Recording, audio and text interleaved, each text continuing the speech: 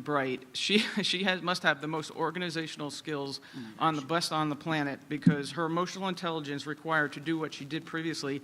In this case, she's representing Chatham District.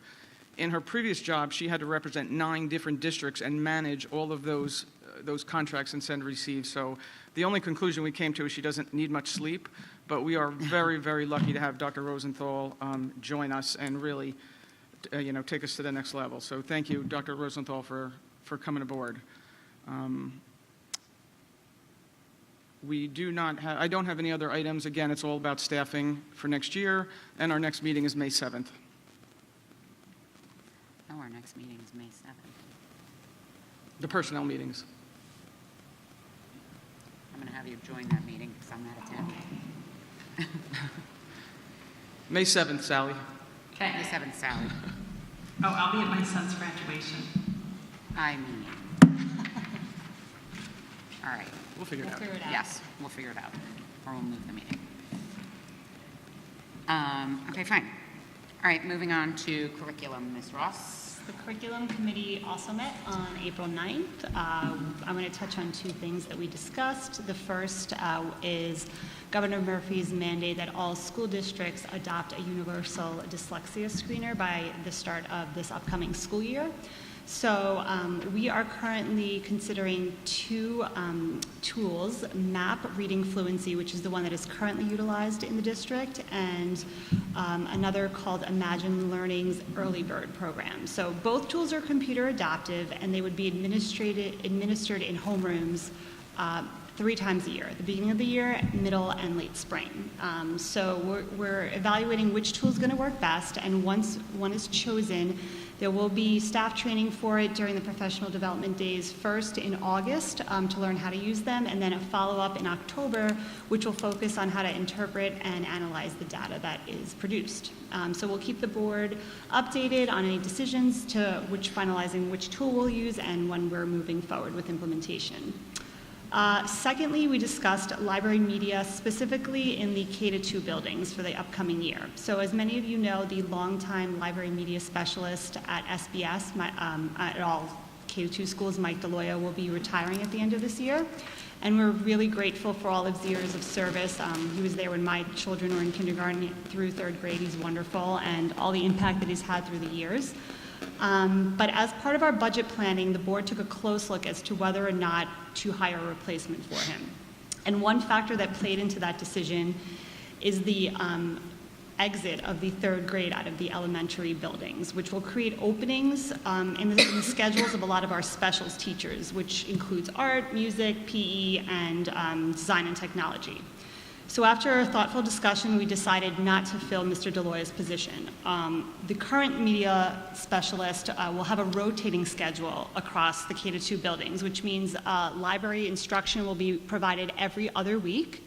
And during the off weeks, homeroom teachers will take students to the library for book selection.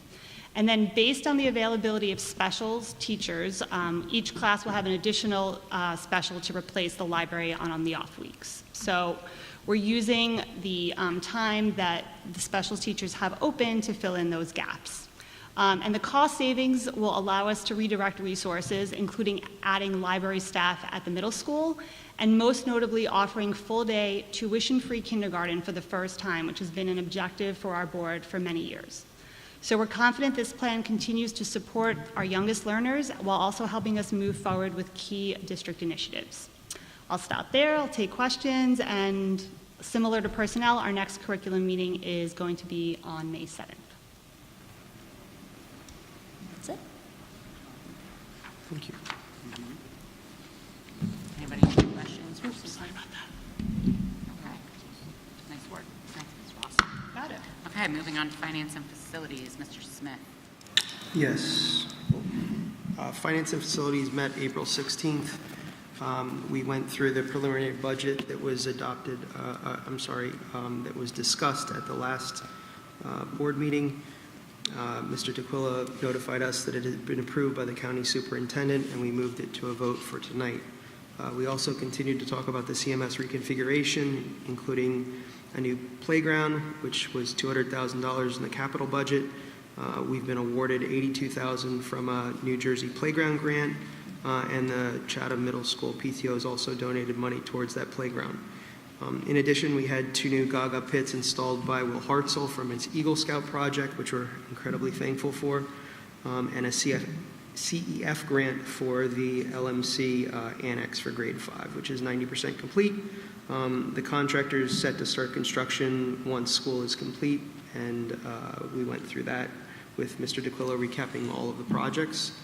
We also discussed district-wide projects for the summer, including CHS roof, a Lafayette upgraded electrical panel, and a univent replacements that was part of the ROD grants we discussed about a year ago that we applied for in Chatham High School, Chatham Middle School, and Lafayette.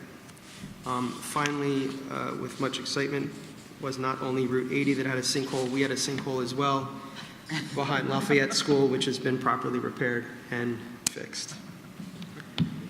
Our next meeting is not until next year. Okay, perfect. Okay, moving on to policy and planning. Mr. Ryan? Yep, Policy and Planning met on April 16th. The committee discussed the executive orders from the federal government, most of which are being contested by the Attorney General's office.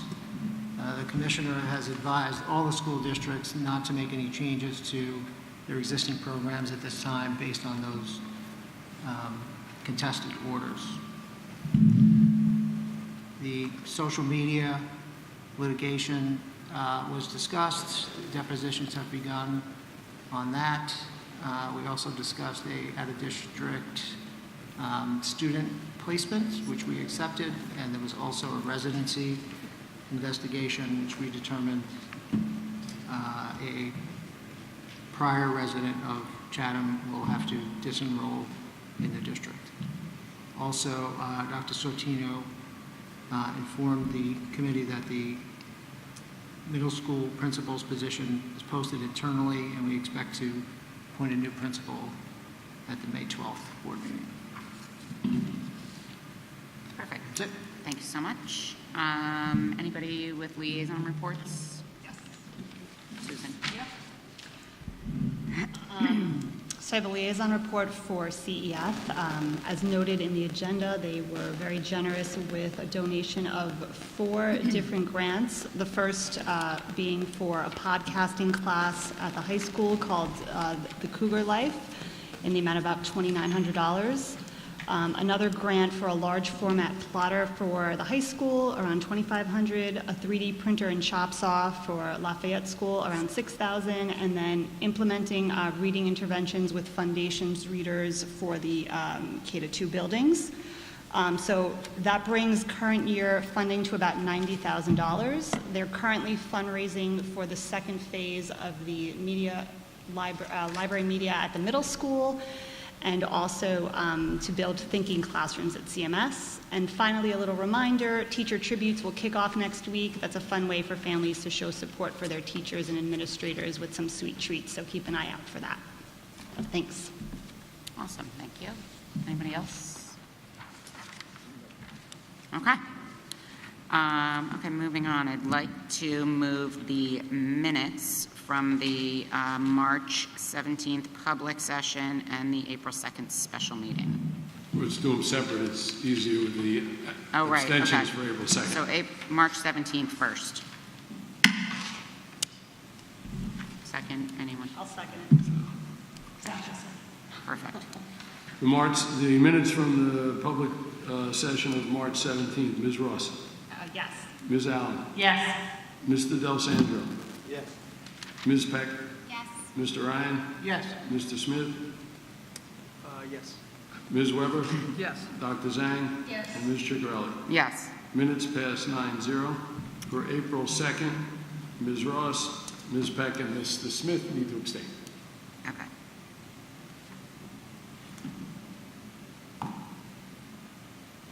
I'm just waiting on a second.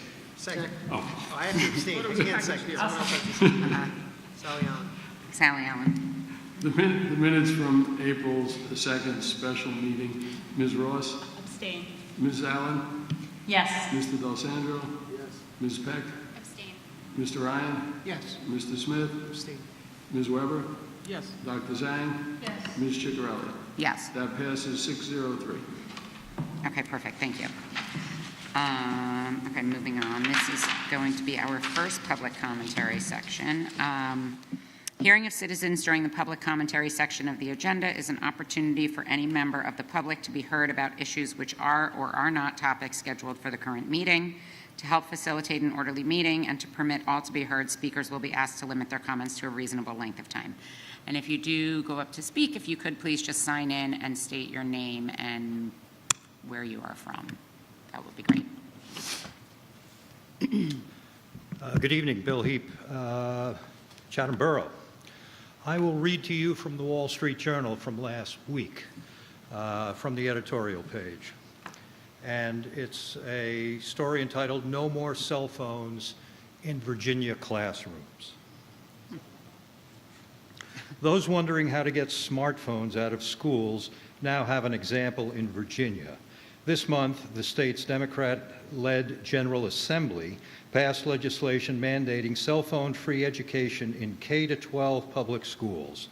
Republican Governor Glenn Youngkin is expected to sign it.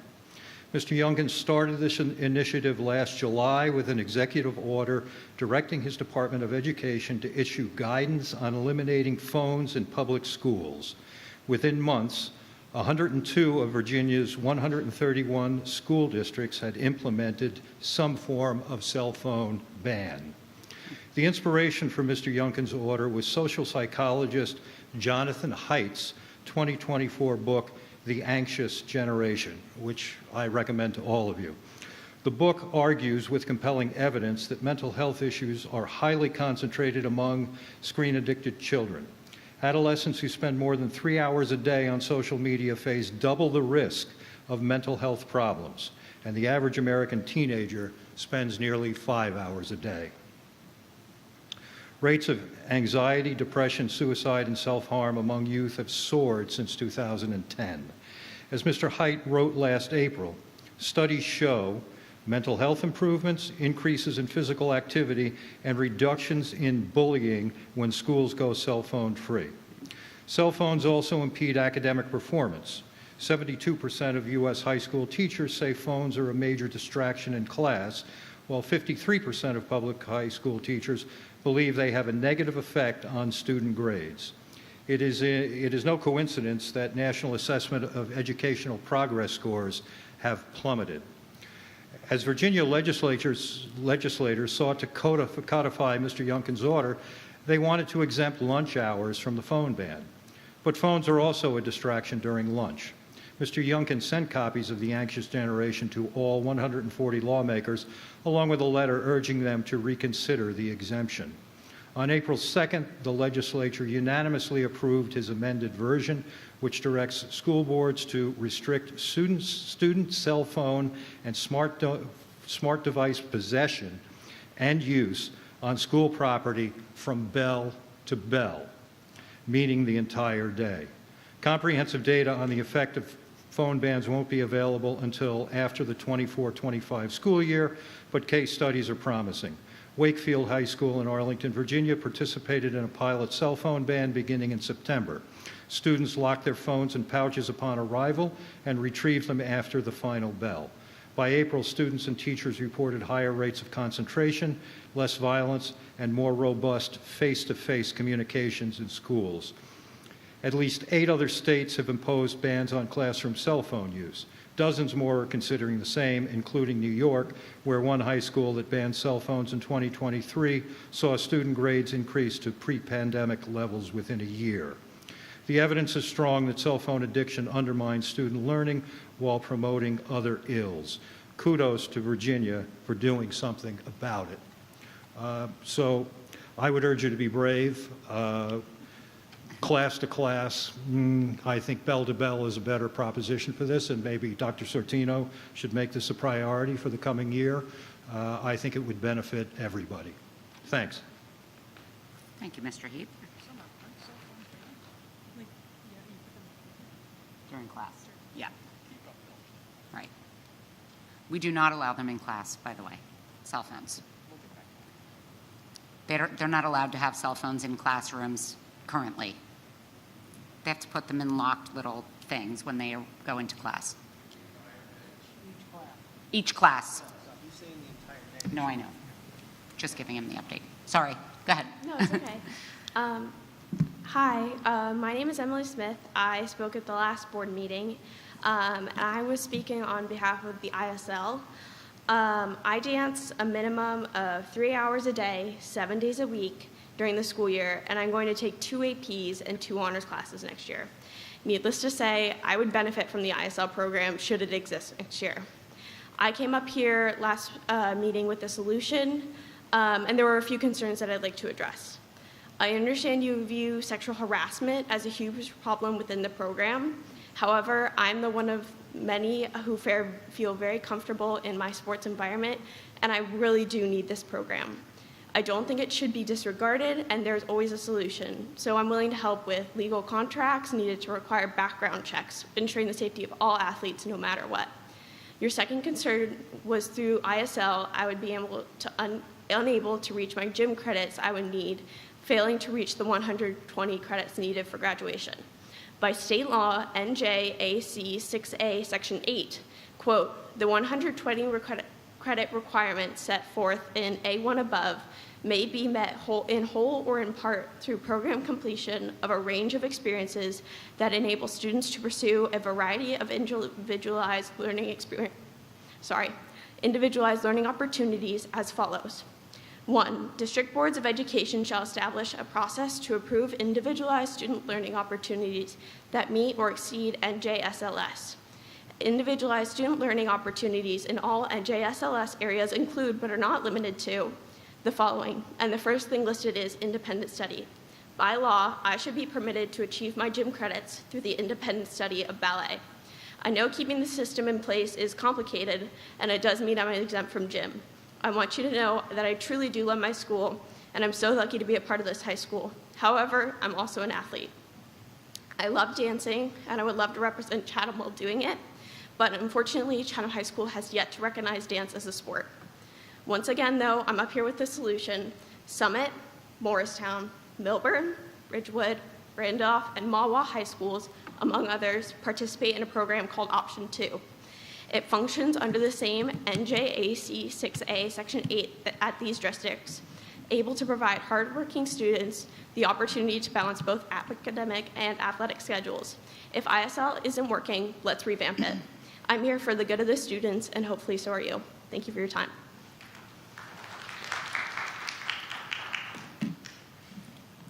Thank you, Emily.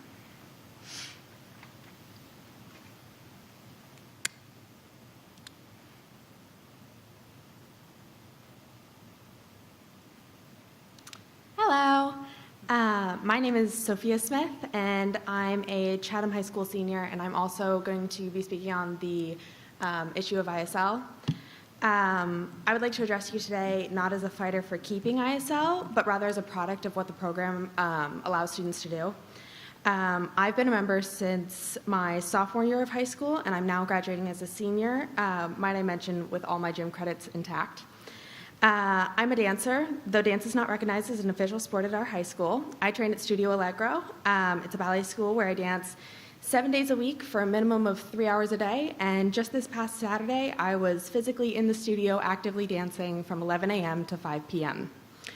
My time during my week is incredibly limited, and the study hall ISL provides has been essential to managing my academic responsibilities. Unfortunately, without that study hall, because academics are so vital to my education, the first class I would have to forfeit is my elected art class. That's actually an elective that had ended up sparking a passion that I'm now pursuing in college. And I'm aware of how drastic this sounds, but I really truly believe that my path for my next adventure in college would have looked completely different if I had not been awarded this program. I'd also like to expand on this topic. The study hall I got from the program also afforded me the thinking time to be able to complete my Girl Scout Gold Award. The benefits of this award are twofold in my circumstances. Firstly, the central purpose of the Girl Scout Gold Award is to address an issue that affects our community and communities surrounding us, and to take research and projects and try and make it better. My award was in small business social media marketing, and I have made a measurable impact on our community in the various stores many of you visit daily. Secondly, the Gold Award is something that only about 5.4% of all Girl Scouts earn, not just nationally, but globally, and is recognized by colleges. This year, I applied to 12 colleges in my senior year, each having individual supplemental essays, which I should also note, the majority of which I completed during my study hall that was awarded to me by the ISL program. The results speak for themselves. I was accepted into 10 out of 12 of these colleges that I applied to, many with merit scholarships. Everything I have said today is based off of fact, not opinion. ISL provided me with the flexibility to pursue rigorous academics, a deep artistic interest, and meaningful community engagement to take this opportunity away from future students simply because their sport or discipline falls outside of their school's official roster would be a serious loss, not just to them, but to the community that they might otherwise serve. Thank you for your time and consideration, and I sincerely hope that you choose to preserve ISL for the students who would need it most. Thank you. Thank you, Sophia.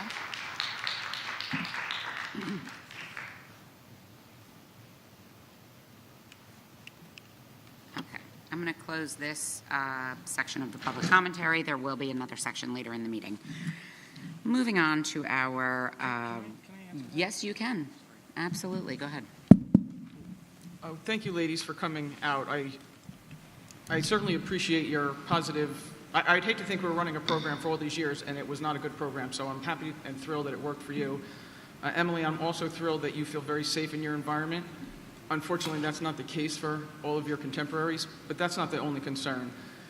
I don't know if you were here last week or stayed long enough for my explanation. It's that the programs are not designed to meet the state standards. And please don't think the administration doesn't want to do the work. Dr. Walker has said up and down to the board, to the administration, he has no problem doing the work. So please don't think it's so complex that we just can't do it. It's simply that these private programs are not designed to meet the state standards. And while you can do a background check on one person, okay, they quit and they hire somebody new, we don't know that they replaced somebody. So, and again, it's not that we don't think there's merit in the program, and maybe we can start to think of a way to work it out. But I didn't want you leaving here thinking that it's too hard and we don't want to do it. That's not the case. So, and I appreciate you coming out again. And, we're going to continue the dialogue, but, there's a few factors: the state standards, the safety, the continued monitoring. It's not just hours. I mean, oh my God, you put in so many. Dance puts in an incredible amount of hours. It's just not simply the hours. So again, I appreciate you coming out here. I don't want you to think that we just dismiss it and don't continue to talk about it. And Mr. Heap, remember, we're Chatham. Chatham leads, people follow. Summer, how long have you been putting your cell phone in the case? Like 2 years? For 2 years now. Is that? I think Dr. Walker was public enemy number 1 when it was first introduced, and by the end of the year, I think everybody was pretty happy with the program. So, thanks, Bill. Perfect. Thank you, Ms. Weber. If you look where the agendas are, to your right in front of the cameras, there's a little, sleeve. That's where the cameras go when the students come into the auditorium, into that little white holder. Oh, the phones. And the classrooms have different kind of things on the wall for them all to go in.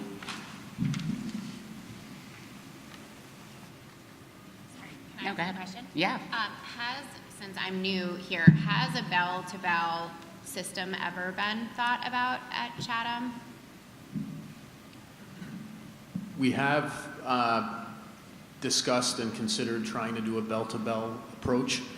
The first sort of obstacle that we have is that they're costly because you need to purchase pouches and then ensure that every student puts their device in a pouch and someone is there to, you need basically a team of people to greet students as they come into the building, put the device in the pouch, and then return it to them at the end of the day.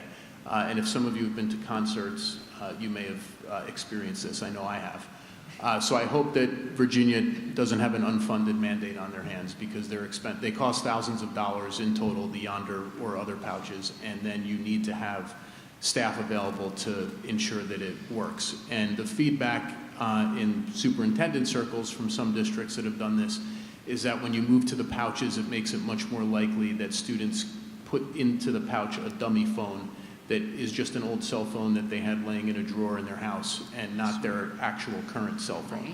So, and we know we've experienced that a little bit here just with the pouches, but it happens much more commonly when you actually remove from the student's possession and visibility their phone. So we would still, I'm speaking for Dr. Sortino now, we would still consider a bell-to-bell ban because I think that is better for students. I think it's better for students not to be staring at their screen at lunchtime, for example.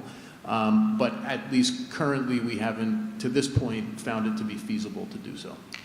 And we essentially have bell-to-bell bans in all of the other schools because students are not permitted to have their cell phones out in any of our other school buildings. Now, having said that, we have a lot of students with watches on that get texts from their parents all day long.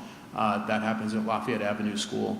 And we find in most cases it's parents at the K-8 level that are the ones corresponding with their children, not student to student.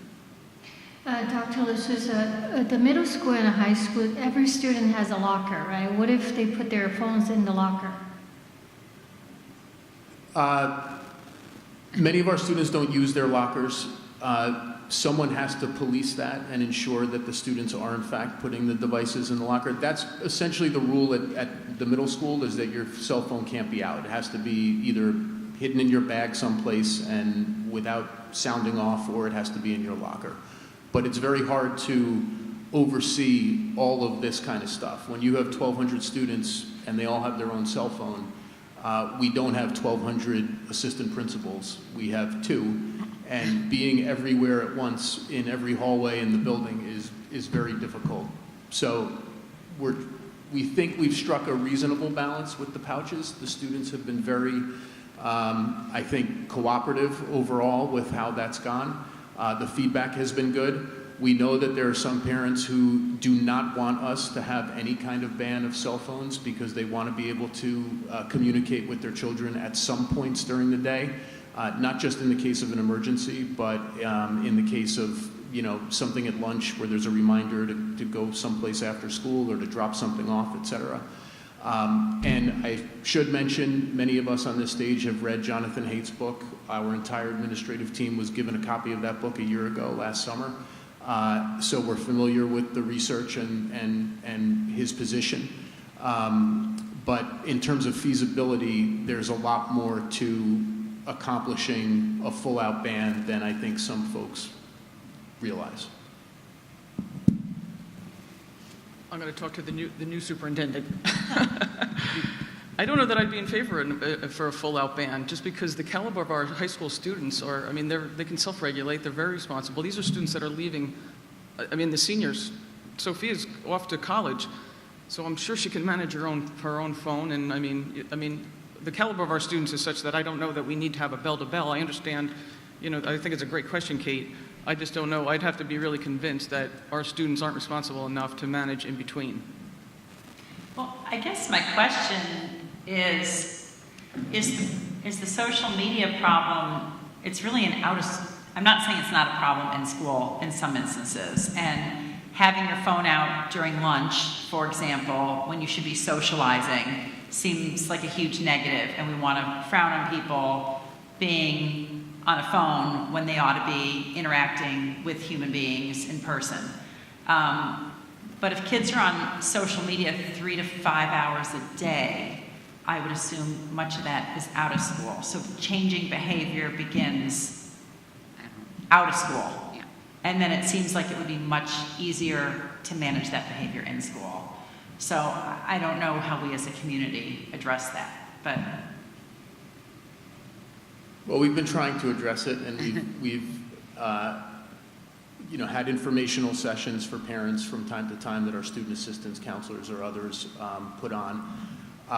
We have certainly dealt with social media problems both in school and outside of school. And of course, if they occur outside of school and they involve harassment, intimidation, or bullying, then they become the problem of the school if the student is upset in school. So I, of course, agree. The majority of the time that students are spending on their phones is happening outside of school because they can't do it in class. But despite that, we have certainly had issues where students are engaging in inappropriate conduct via social media during the school day. And we've suspended students for that conduct and issued other types of penalties to them if their conduct rose to the level of warranting a disciplinary response. So I guess my follow-up question is, regardless of whether there's a cell phone out or locked up or anything, do we have a code of conduct violation if a student is on their phone in the high school or middle school during the school day? And what do we say to them and what do they do? Because I would imagine we can't confiscate a phone, or do we? Like, what do we do if a kid's on the phone when they're not supposed to be? Yes, so we do have code of conduct violations and directions that are laid out. It really is, to a certain degree, a case-by-case basis. I mean, obviously, if I'm someone who's never had any issue and I just happen to take my cell phone out because my mom texted me something, it might be a warning the first time and nothing more than that. If a student is continually defiant and on their phone, then we escalate the disciplinary consequences. We have a policy, the board does, that prohibits recording of students without their permission, or really any recording of students. So if there's a difference between having a cell phone out and texting your mom that you're going over to your friend's house and recording something that's taking place in a restroom, for example, and that would result in a different type of disciplinary consequence. So we issue consequences at the high school and the middle school, and also sometimes at Lafayette if there's an issue there, but they're dependent upon the exact nature of the infraction.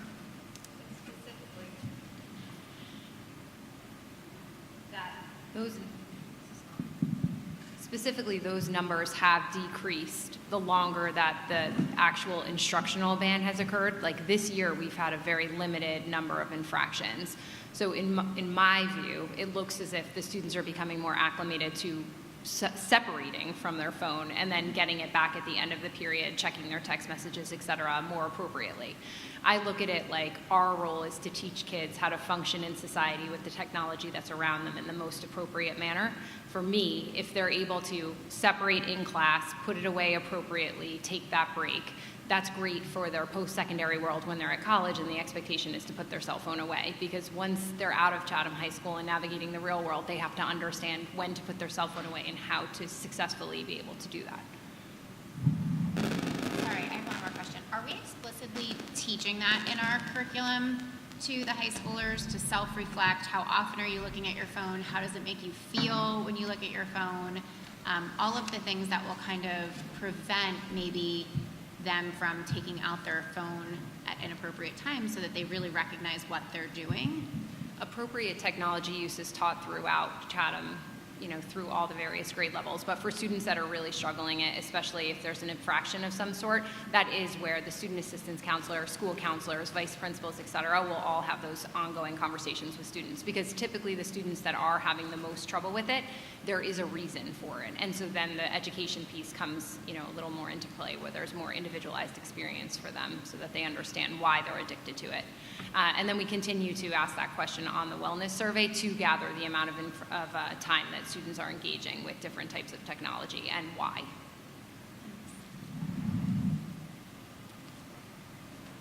Good question, Kate. Good dialogue. Sorry, I have one more question. It actually is going back to the ISL, and thank you so much. It takes so much courage to come here and speak to everyone. I was kind of new to this when the decision was made, and I'm just wondering, the option 2 that they mentioned, was that something that was explored for Chatham? Is that something we're familiar with?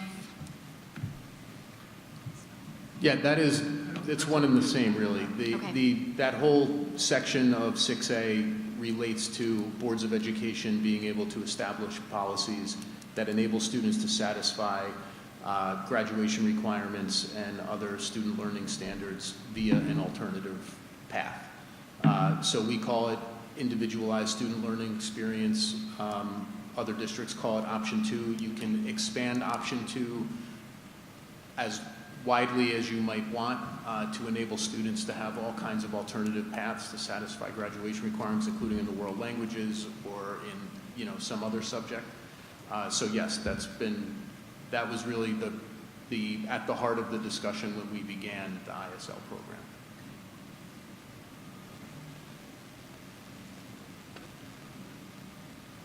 Any other questions? Yeah, for sure. Okay, great. Moving on to our do you have another question? Oh, no, I'm personnel. I thought I'm just Okay, fine. getting myself ready. Okay, perfect. Moving on to our regular agenda. For personnel, Ms. Weber. Now I'm ready. There you go. Excellent, thank you, Ann. I'd like to move items A1 through A28 on the regular agenda, and then Beth, keeping me on my toes, has added items to item number 1, number 2, number 10, and 22, and there's a brand new one, item 29, on the addendum. So it's adding names to existing items already in personnel. I will, go ahead. Chris D'Alessandro seconded.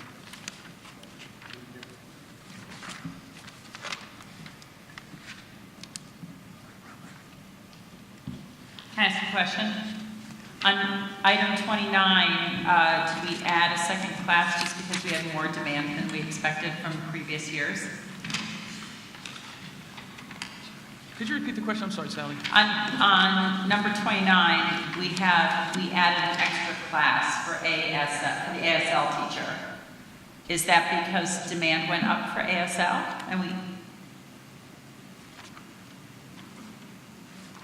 Am I looking at the wrong thing? The addendum, number 29 on the back page. Beth, do you want to cover that, or you?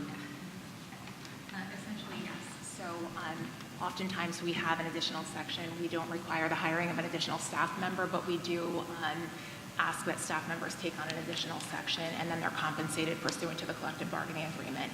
This particular resolution, however, is amending what was previously approved because there was a change in dates.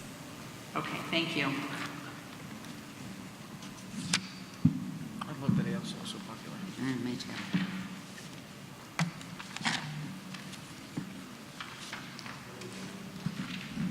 Are we good? That was it for me. Yes.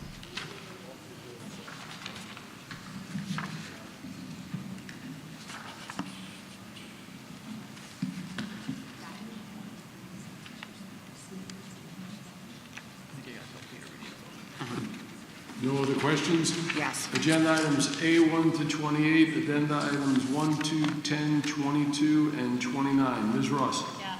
Ms. Allen? Yes. Mr. D'Alessandro? Yes. Ms. Peck? Yes. Mr. Ryan? Yes. Mr. Smith? Yes. Ms. Weber? Yes. Dr. Zhang? Yes. And Ms. Chigarelli? Yes. Agenda items pass 9-0. Perfect. Okay, moving on to finance and facilities, Mr. Smith. Finance and facilities, I'd like to move B1 to B18 to a vote.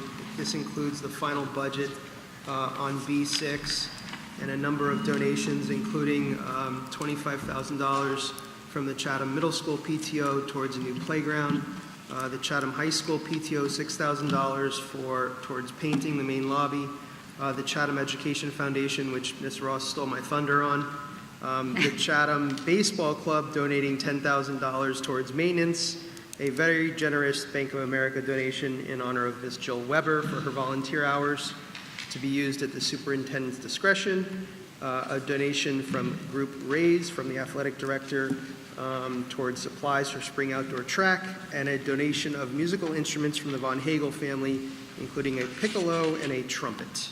Thank you very much.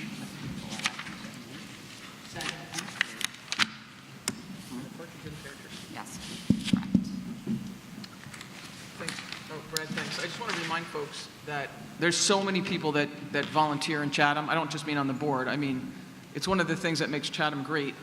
It's not just Bank of America or Merrill Lynch. It's Ernst & Young. It's Morgan Stanley. It's all of the major companies and some of the, smaller players. So please, please, please don't leave money on the table. If you volunteer at all, you can donate that money to the school district, which would be nice, or you can donate it to, whatever charity you happen to be volunteering for. So please look into your programs, and if you can, just fill out the paperwork, and they'll just send money to the organization of your choice. And if your choice of organization has to be the school district, that would be lovely. Mm-hmm. Good to know. Excellent. Yes. We are all volunteers. Okay, perfect. All right.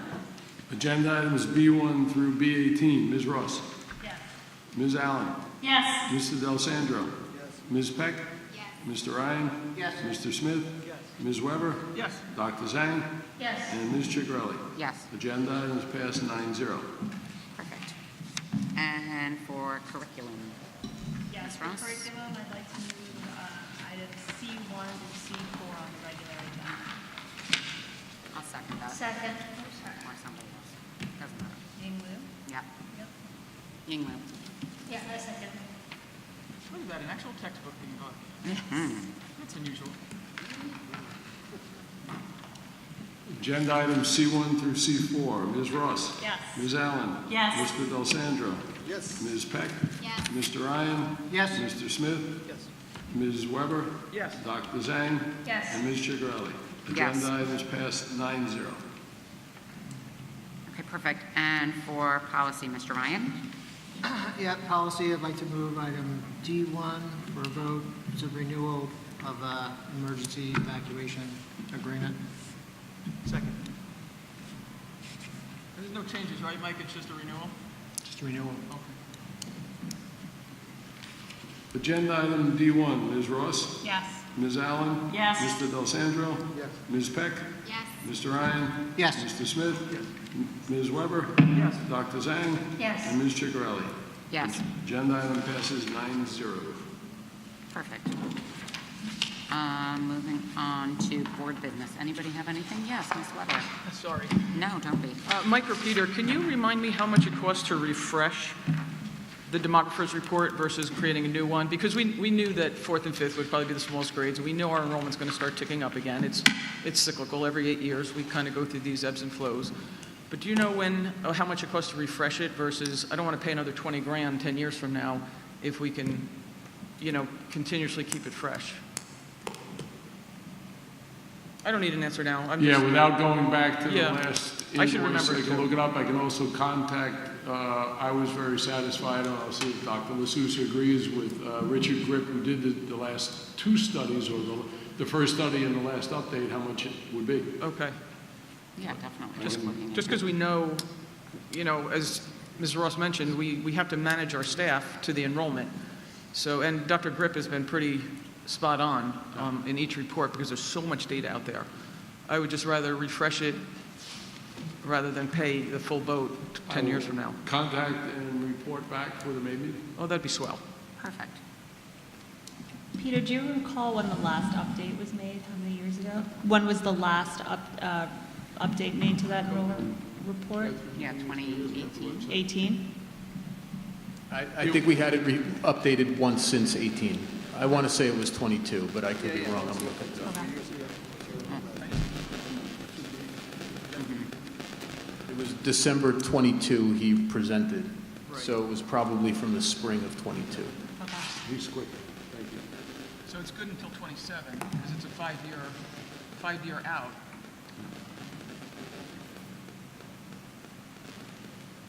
Right, so we have a couple years and maybe we could refresh it.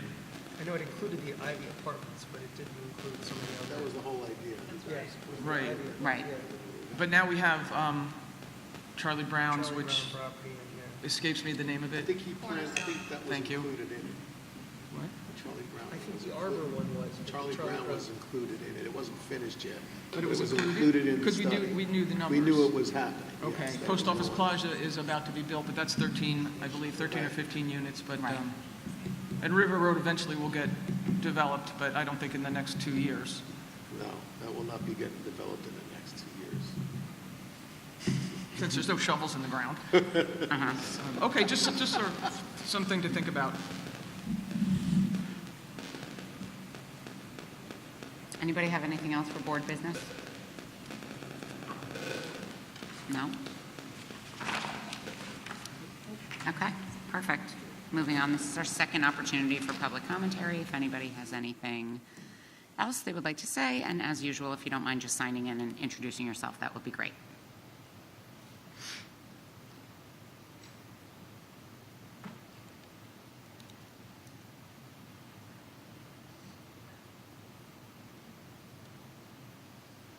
Hi, Hi, me again.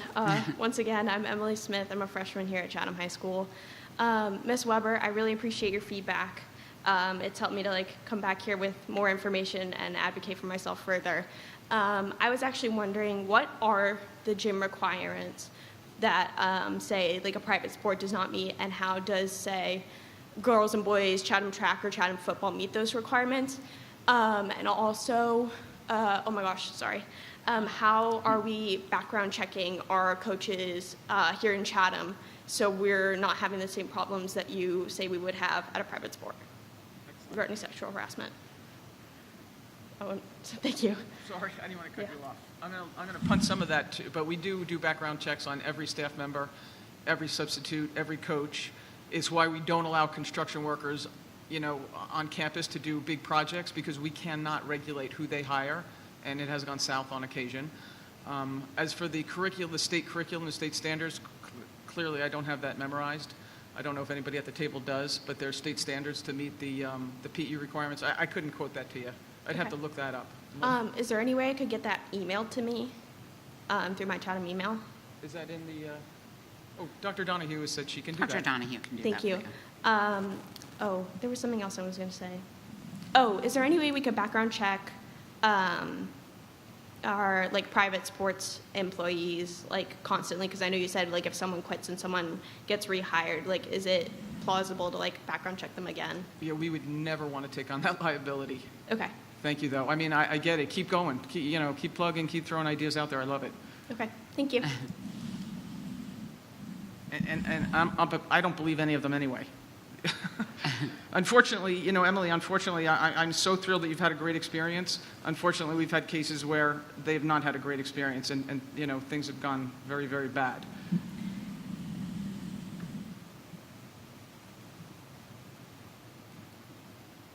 Anybody else? Okay.